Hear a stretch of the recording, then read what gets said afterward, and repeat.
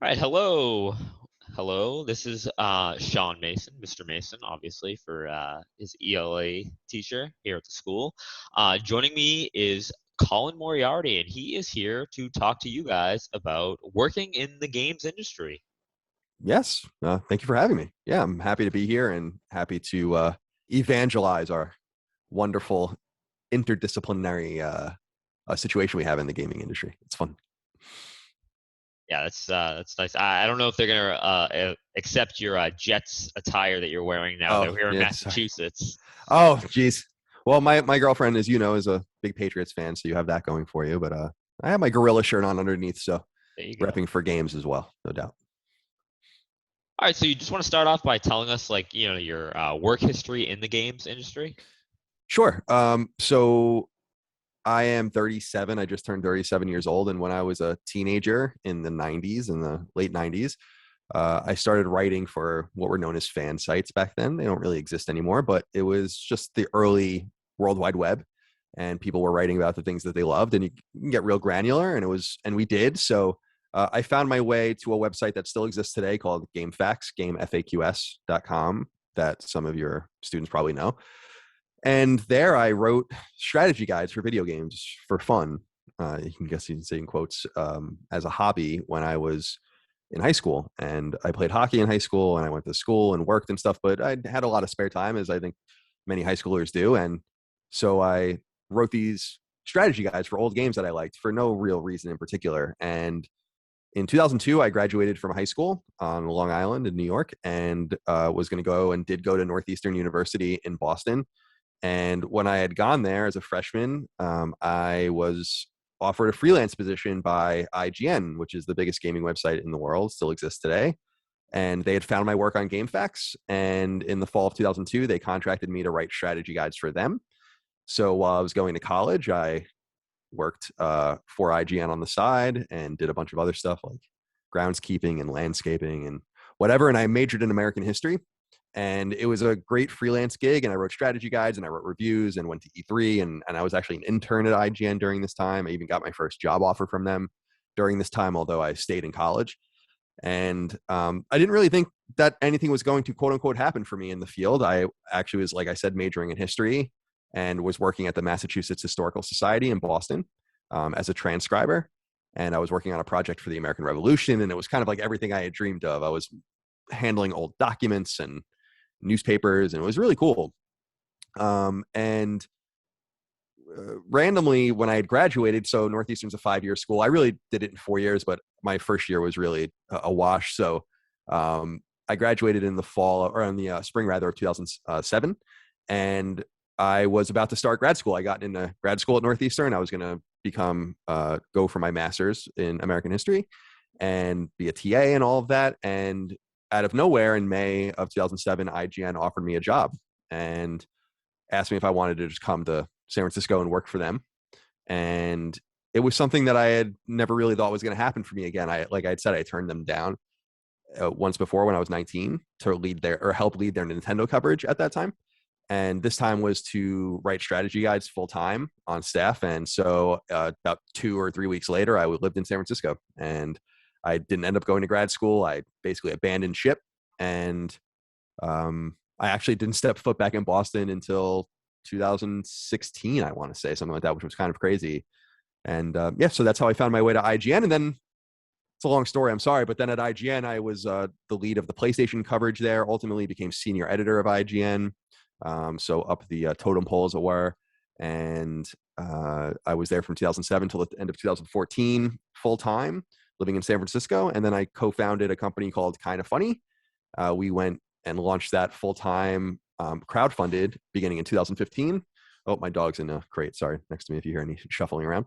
And then in 2017, I founded Last Stand, which is what I do now.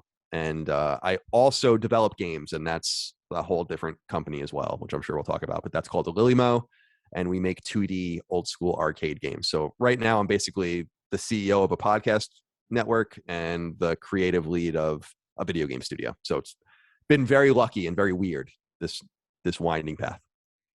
All right, thank you. Going back to your time at IGN, what would you say like a typical day would be like for someone who reviews games or edits you know edits any pages or just writes in general for IGN? What would be a typical day look like? Yeah, IGN's pretty. I don't really know their inner workings these days, but we were a pretty large staff, so people were pretty specialized in what they did. So a person might come in and they might really just edit video reviews. That might be like all they do is edit video reviews. They have a real great eye for that. They have a real great ear for audio production and capture and all of that. So their job might have been very different from mine. And as the lead of IGN's PlayStation coverage, a day in the office might have consisted of coming in around 9, 10. People would kind of float in between 9 and 10 or 10:30. We started getting yelled at for coming in too late. But as long as you got your work done, and that's a very Silicon Valley thing, as long as you get your work done, no one really cares what you dress like or when you come in or whatever, how long you stay. It was a very loose place, and that was one of the great things about the industry, and is one of the great things about the industry. But you might come in, you probably have a bunch of emails. At a place like IGN, you're getting pitched a lot because we're so big, and we have so much reach. And what pitching means is publishers and developers and others might come to you, other PR people, and say, we have a game. We want you to look at it. How can we get coverage? How can we get a build in front of you? How can we get you to travel to these ridiculous places? You always, typically always say no, because it's like, Ubisoft used to send us to like Italy to go see Assassin's Creed and stuff. And it's like, that's so annoying. Ubisoft was literally a block away from IGN, and you have to go all the way to Rome to see their game. So it was a little ridiculous, but when you're in your 20s, it's fun, but it's typically going through emails and then kind of organizing the day, seeing what the news of the day is, seeing what freelancers you have to work with, since a lot of work at IGN is freelance and you're editing those freelancers.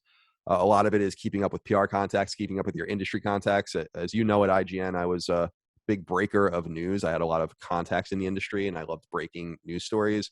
And that requires a lot of handshaking and a lot of going out to random restaurants and bars and, schmoozing and meeting with people and keeping those contacts going. So the reality is that maybe the answer is that your typical day at IGN was probably kind of the more boring day. You'd come in, you'd go through your email, you'd go to some meetings, you'd be carrying your laptop around the office as you go from meeting to meeting. We used to get a ton of mail because packages like games and everything. I have thousands of games from my time at IGN, and I actually gave the most to my brother at this point. And so the average day might also bring you on travels. Like my last year at IGN in 2014, I was away from the office 2 months in total from the 12-month year. I was in Japan, I was in Europe, I was all over the United States and Canada, and et cetera and so on. So a lot of it is travel as well. And so I think that might be what some of the most appealing things would be for people that want to work at IGN, is that you can, or a place like it, is that you can find a niche that is perfect for you. And like I said, it is so interdisciplinary that they need really OCD video editors. They need people that write strategy guides. They need people that focus on news, and need people that are critics, review games, like you said earlier, which is like the easiest thing in the world. That was nothing. That was so fun, being a critic. But so that's kind of a long-winded and winding answer. The answer really is that it can be whatever you want it to be. I worked with really talented artists. I worked with really talented audio producers. I worked with really talented videographers and cinematographers and production people that put sets together, and there's a lot. Thank you. That really is going to help a lot of the students here. A lot of the students have expressed interest in what it's like to break a story. They're very fascinated with the idea of knowing information before the general public does, and then being Yeah, able to break that story. And how does it feel to have information that is like, once I break this, there's no going back. Like, I can't take it back, and it might rub some people the wrong way, but overall, this is my job to do it. How is that process, and how does that feel? it's it's exciting these days. At like, I'm not a journalist anymore, so I know a ton of things, and I don't really report on them. Sometimes we do on our podcast, but it's more of like you're in what would be called, like, in the industry, the friend DA zone. Instead of NDA or non-disclosure agreement, you're in the friend DA, which is like friend disclosure agreement, which is they'll tell you what they're NDA'd under and so on and so forth. And that's how things leak out and rumors start and all of that. But it's exciting. Like, I'm sure you know this, and maybe your students do if they're into journalism and this kind of field, is that there are basically three ways that you can speak to a subject when you're a journalist. You can speak to them on the record. So you speak to them, their name is given, anything they say can be quoted and used. You speak to them off the record, which is the exact opposite of that. You're speaking to them, and that's the way you'd usually speak to people, is you speak to them, they tell you something, it really goes in one ear and out the other, more out of curiosity and all of that. And the third way you speak to a source is the most interesting, and that is what is called on background. And this is where you learn everything. And what basically this is for sources in the industry that want to talk, this is a way for them to say what they want to say without putting their name on it. And this is usually used to corroborate things you have learned on the record. So for instance, when I would learn about a layoff at a Sony studio, because that's what I used to cover, I would know that on the record from one source, and then I would corroborate it on background from people that wanted to talk about it without their name attached. And it's by fusing those different things together that you ultimately get information out. And it's like you said, when you can't put the toothpaste back in the tube, it's done. So you have to make sure it is properly sourced. Always get multiple sources. You have to make sure that it's vetted through editors. You have to make sure that your subject always gets a chance to respond. It's very important. Also, you have to get it could even go all the way up the ladder to legal and everything if you work at big institutions where they have to vet everything. As you might have seen, Rolling Stone just a few years ago was totally destroyed by a story that was false, top to bottom, about these things that were going on at a college that your students can read about if they want. And it was fascinating because it was about the breakdown of the process. And so you have to make sure all those boxes are checked. But it's funny too about vetting things and not knowing if things are real or not. And a great example of this is recently your PlayStation playing students might have learned that Wolverine was announced from Insomniac Games. And this was a game I was actually told about a long time ago. And a source told me that, and I was like, that's nonsense. Like in my mind, I vetted it and washed it in such a way where I was like, that's not true. And I just moved on with my life. But it was true. So now I go back and I look at all the other things this person has told me, and I'm like, I can trust this person. This person has passed the test. This is rarefied information. So you also have to kind of order things like that, because when I was the person who leaked PlayStation 4's controller in 2013, what it looked like. And I don't know if I've ever talked about it. I won't get too complicated about it, but it was someone who was working on games that sent me pictures of it. Then I went to someone else that was working on games, and I was like, listen, I don't need you to tell me on the record. On background, is this what the controller looks like? And they're like, yes. And I'm like, cool, publish. And that's basically how it works. So it's cool to know that, but like you said, there is a cost to that. Blacklisting, what's called blacklisting, is a major cost to that. And that comes with serious consequences. Blacklisting, of course, is when a company refuses to work with you. Now, my company, Last Stand, doesn't work with video game companies by rule, but many of these companies like IGN are contingent on their relationships with publishers. So if you're leaking something about, say, Sony's controller, which I did, that comes with ramifications to your relationship with Sony. The question you have to ask yourself is, who do you owe more allegiance to, your connections or to the audience? And the answer is always, or should be always, the audience. So you do what you have to do. But websites get blacklisted sometimes for their reporting for years at a time. Kotaku, when they were a good website, was at one time renowned for getting blacklisted by Sony and Ubisoft and Activision and all others because they did not care. And that's how reporting is done. Thank you. I know a lot of my students, actually, one of them, he's really into PlayStation, like huge into PlayStation. And he could not believe at the Wolverine news. Like his mind was blown. He was so excited. One of the things he asked me was like, how do they even get that? Like, how is that even possible? Like, to acquire like an IP like that. And I think it's fascinating to know information like that. Like, not, it's so surreal that you wouldn't even believe it to be true. And then when it actually does happen, it's like, oh my gosh, like, wow, like Right. that's really crazy. Right. And it's interesting because you have to kind of launder the information to your best of your ability. And I think most of the time it works out really well. So when I heard about Wolverine 6 months ago or so, I was like, that doesn't make any sense. They just released, and we're getting nerdy, but it's like they just released Spider-Man Miles Morales. They have two studios, one in North Carolina, one in Burbank, California. And the Burbank team, they make Ratchet and Clank. So they just released one of those. They have a few of these other smaller teams, but we know they're working on a Spider-Man sequel. So in my mind, I was like, I think I know enough to know that this can't be true. But the point is that I didn't know enough. And sometimes it works out like that. I could have broken that Wolverine story months ago. And that's kind of the frustrating other side of the coin when you do that work, is when you disbelieve things or don't report on things and they end up being true. Another great example is one of my biggest stories I could have ever broken was when, and I didn't, was because some dude at E3 in 2008 told me all about how Mass Effect was going to drag all of its decisions into the second game, which was like unheard of.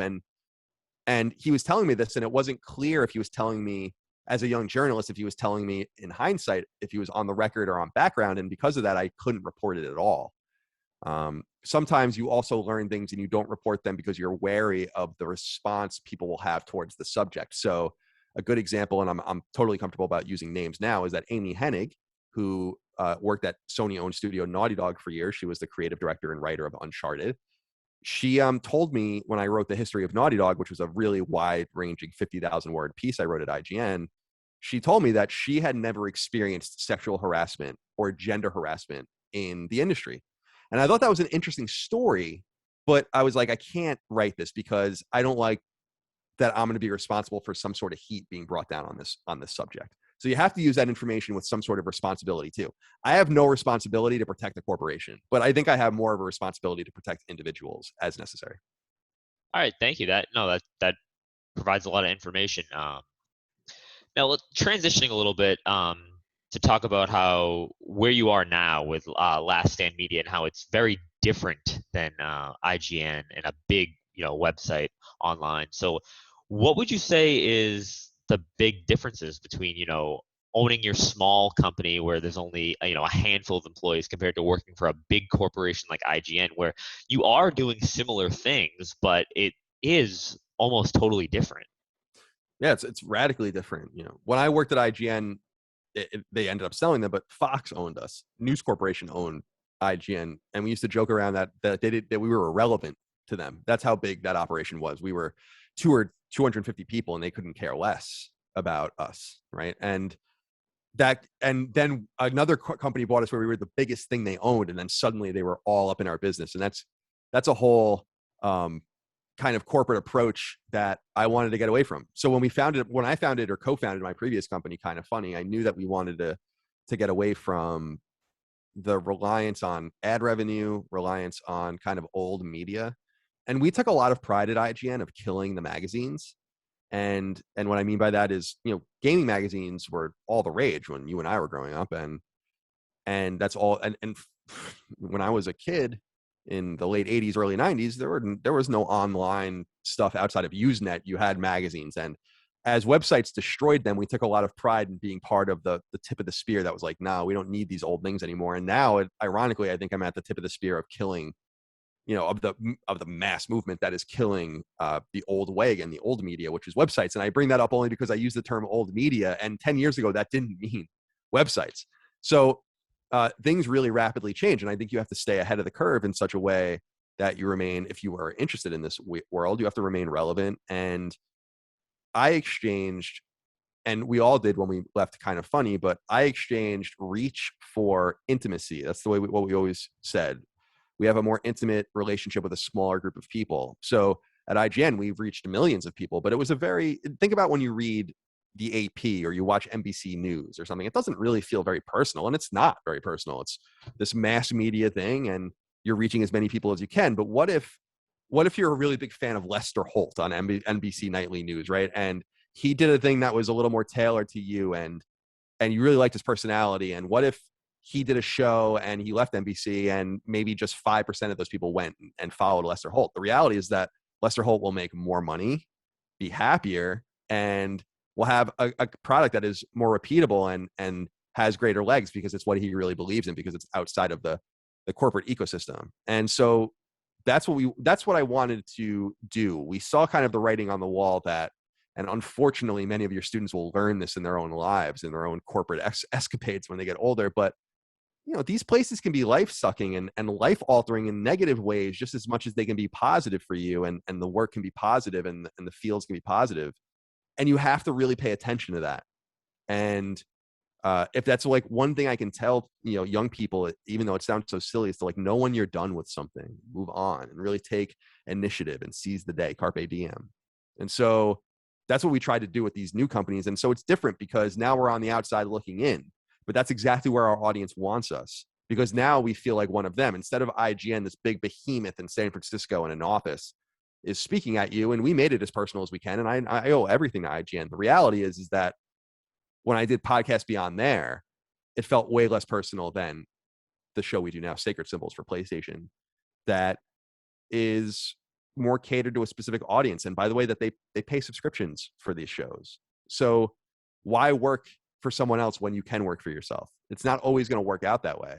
And there's a lot that goes into it, but it's a really cool way to position your mind as you become older, because my mind never worked like that when I was younger.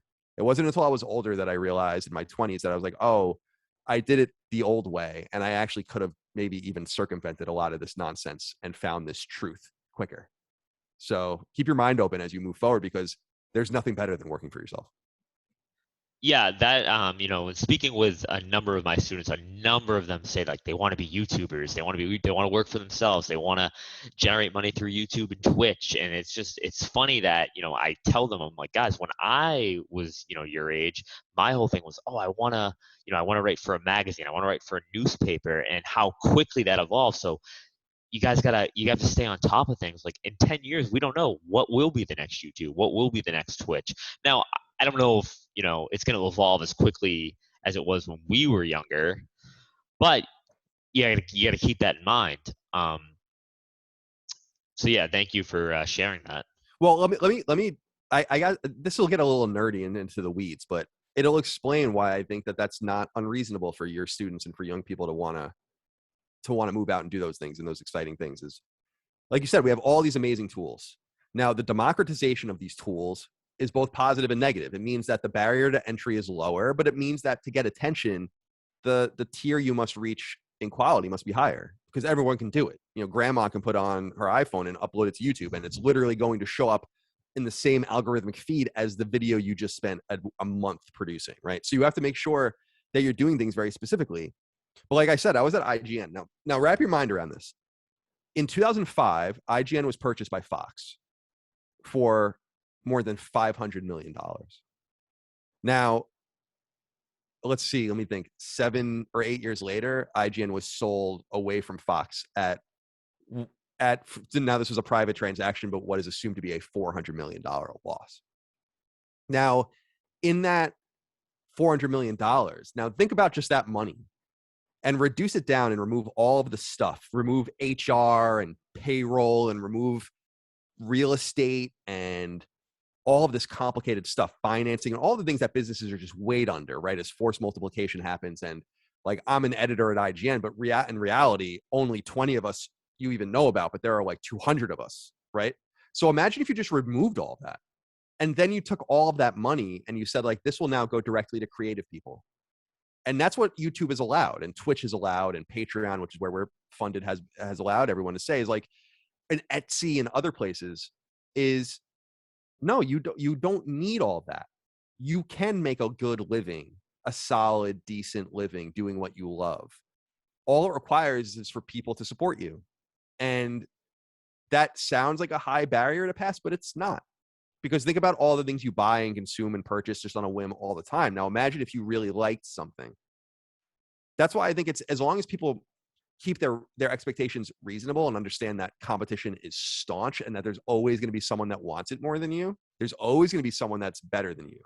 There's always going to be someone that has better timing and all of that, because that's just the way it goes. But as long as you stay focused on the prize and understand that everything in the ether right now is kind of benefiting small people, small creators, the democratization of the way money is earned and spent. It's not like 1955 anymore, right? Where you'd graduate from high school and go to Cornell, great school, and then go work for IBM. That's a path.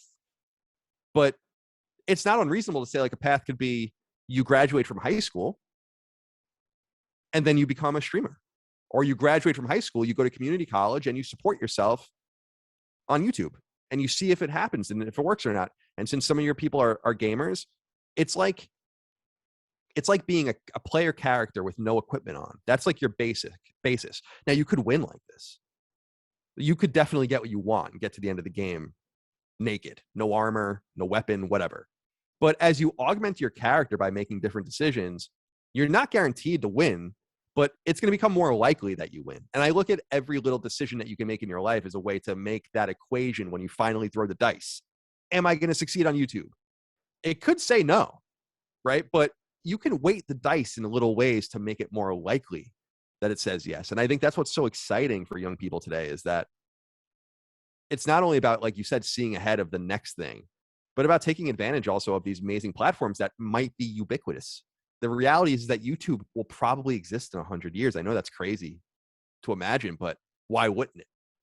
Right? So why wouldn't Twitter exist in 100 years? So I don't know if that makes sense, but I think it's exciting because like I live in Chesterfield County, Virginia. There's 350,000 people here. The only reason I know that is because I was just reading about the county, and I was looking at all of the biggest employers in the county of 350,000 people, and it's all just service economy stuff, right? Hospital, fast food, whatever.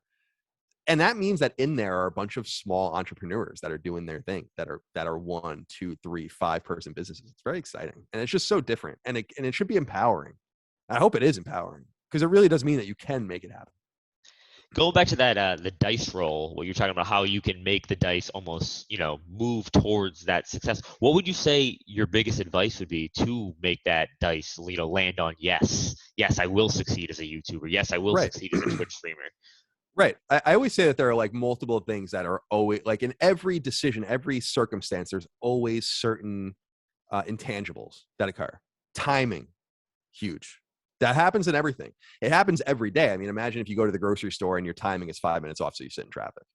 Timing is totally everything. I know that that's a cliche, but it's cliche for a reason. So I say timing is one thing, and that's what you brought up earlier, where if you can identify a good route into a product where there is need, then that's like a slam dunk. That's like Apple playing with house money in 1977 with the Apple computer. It's like they have this thing is going to revolutionize everything. They have the product. That's timing, right? But there's also effort. And I think this is something that a lot of people shy away from. The person who works harder is more likely going to succeed. I know that there is something about working smarter.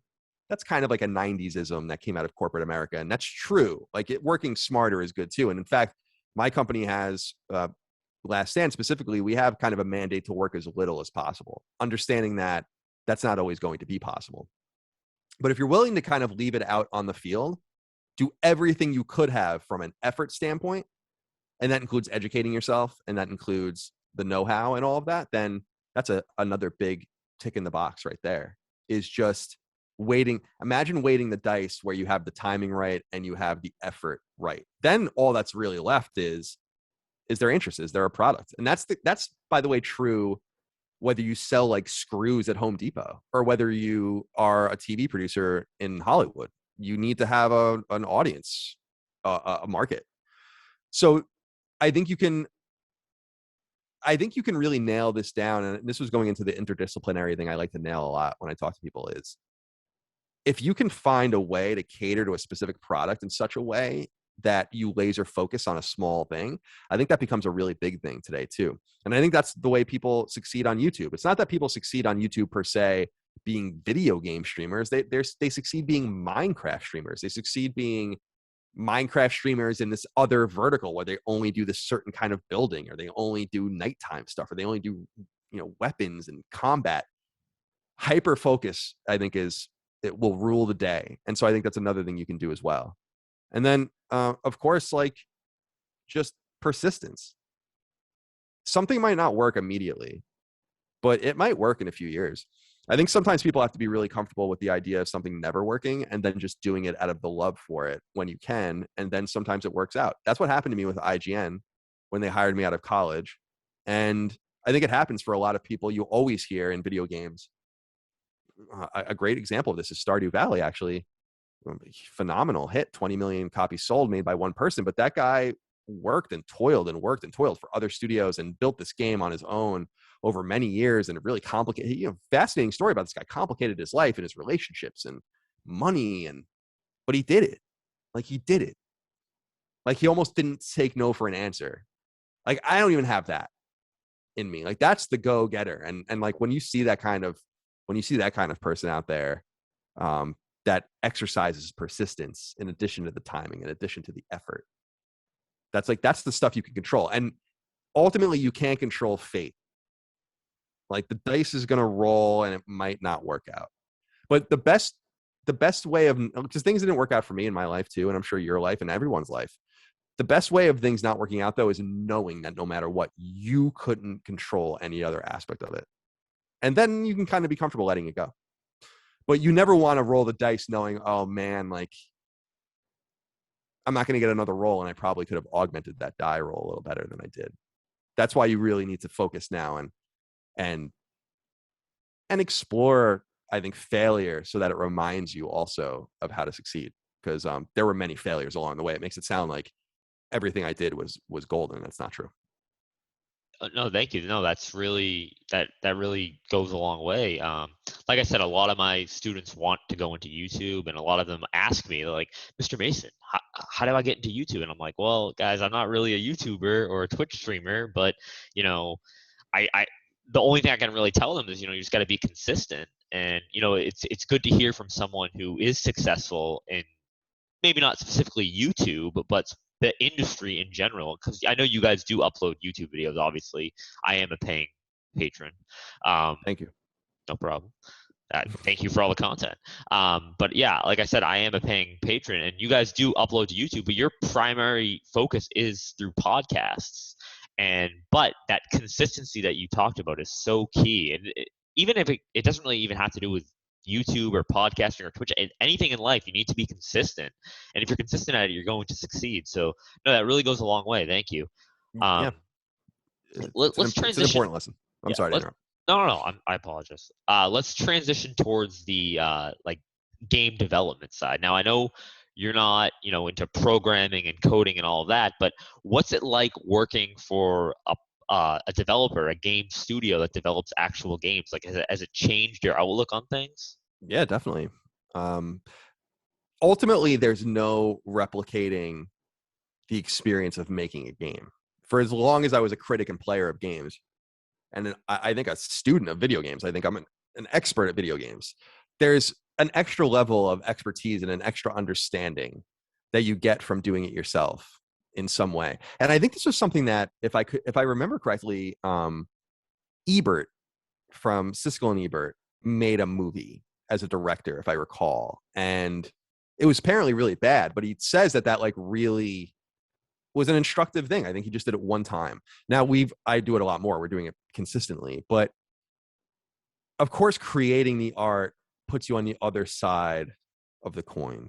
And I've been on that other side where it's easy to kind of cast stones. And I try not to do it non-constructively, but it's easy to take the piss out of a video game and be like, well, it's not worth anything, and or this is bad, and why didn't you do it this way? And then you kind of, when you start making your own stuff, you realize that there's an answer to almost everything. Even if it's not a good answer, there's an answer as to why this is the way it is. There's an answer as to what, nothing goes unnoticed.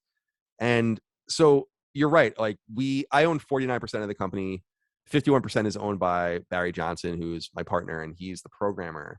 I'm just the creative guy. Like I make the characters and write the text and write the stories and stuff. So it's work, but it's not anything compared to what Barry does.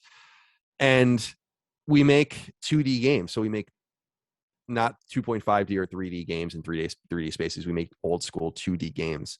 And so it gives us a very specific look at a very specific, and as we were saying earlier, like a silo of gamer, just as there are obviously all of these different silos and groups of YouTubers and YouTube channels and all of this, so too are there types of gamers. And we really cater towards a retro style gamer, an arcade style gamer, and all of the rest. So it's taught me a lot about that space as well, but it's also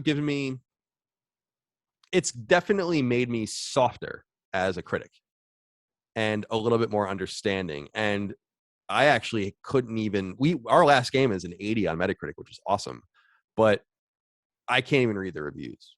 Like because the first game I wrote, it was hard for me to read those reviews because some people didn't like the game, and it's almost one of those things where you want to be like, how do you not like this game? And then you have to kind of put yourself into the other side. It's like, well, God, how many times didn't you like games in the past? So of course, that was incredibly eye-opening and instructive, and again, softens the blows, I think, a little bit on others when you understand a little bit better. It's like being a Monday morning quarterback, or but having some experience playing football or being in the huddle, and it's like, well, it's probably a little different for those people than it is for you on the couch. um, your experience with writing games will go a long way because I run two clubs at the school that I work at, and one of them is a creative writing club and one of them is a video game club, and there's a lot of cross pollination between those two. A Nice. lot of my students in the creative writing club, they have expressed interest in, like, I want to write a game. And it's funny because I tell them, like, guys, when I was doing creative writing, it was a lot of people were like, oh, I want to write the next great American novel. I want to write a book. Right. Now it's I want to write a game. I want to make a game from the creative aspect. So I do get questions a lot, like, how do I get into creating a game if I don't really, I'm not the strongest math student. I really don't understand coding. I just want to write. I want to create characters. And I find it so beneficial that you are able to show that, like, hey, you can be part of the creative process even if you don't, you're not into the coding, you're not into the developing aspect, you're more into the writing, the lore building. And I really appreciate that. Yeah, it's true. I often ask people this term producer is thrown around a lot, right? Like executive producer in video games and TV and in movies. And I ask people, I'm like, do you actually know what that person does? Do you know by chance? I have no idea. No? The only thing that comes to mind is I think maybe they oversee the production of the game and they oversee what they have, like, final approval over everything. Right. Like Kathleen Kennedy is a good example, like in the Star Wars space, where they're great executive producers in gaming. The reason I bring these up is because these are people that have no discipline other than total organization.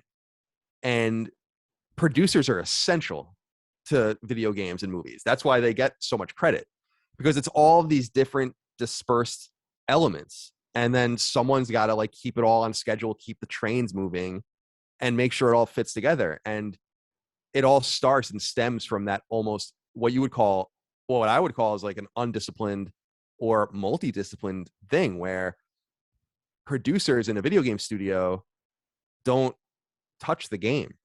They're in spreadsheets, they're on calls and in meetings, they're flying around the world dealing with middleware vendors and dealing with putting out fires and making sure people are content and keeping, like I said, everything well lubricated, and that requires a very specific kind of person.